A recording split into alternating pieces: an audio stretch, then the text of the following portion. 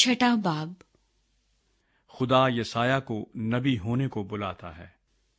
जिस साल में उजिया बादशाह ने वफात पाई, मैंने खुदावंद को एक बड़ी बुलंदी पर ऊंचे तख्त पर बैठे देखा, और उसके लिबास के दामन से हैकल मामूर हो गई।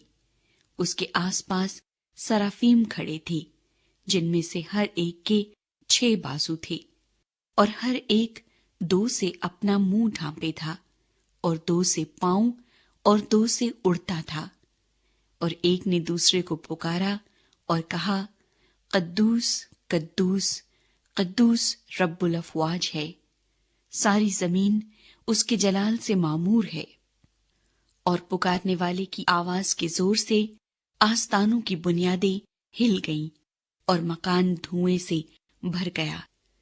तब मैं बोल उठा कि मुझ पर अफसोस, मैं तो बर्बाद हुआ, क्योंकि मेरे होंठ नापाक हैं और नजिस लब लोगों में बसता हूं, क्योंकि मेरी आंखों ने बादशाह रब्बुल अफवाज को देखा।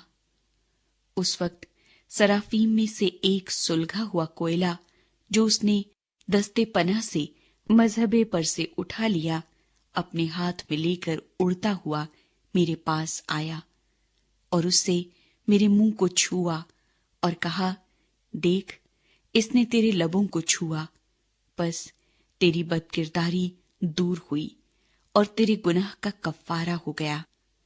उस वक्त मैंने खुदावंद की आवाज सुनी, जिसने फरमाया, मैं किस को भेजूं और हमारी तरफ से कौन जाएगा? तब मैंने अर्ज की, मैं हाजिर हूं, मुझे भेज।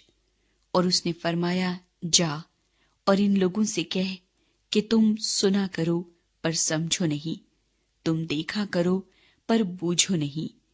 तू इन लोगों के दिलों को चरबा दे और उनके कानों को भारी कर और उनकी आंखें बंद कर दे, ताना हो कि वो अपनी आंखों से देखें और अपने कानों से सुने और अपने दिलों से समझ लें और बाज आएं और शिफा पाएं।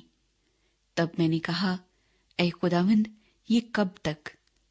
उसने जवाब दिया, जब तक बस्तियां वीरान न हों और कोई बसने वाला न रहे, और घर बेचराग न हो और जमीन सरासर उजाड़ न हो जाए, और खुदावंद आदमियों को दूर कर दे और इस सरजमीन में मतरूक मकाम बकसरत हों, और अगर उसमें 10वां हिस्सा बाकी भी बच जाए तो वो फिर भस्म किया जाएगा।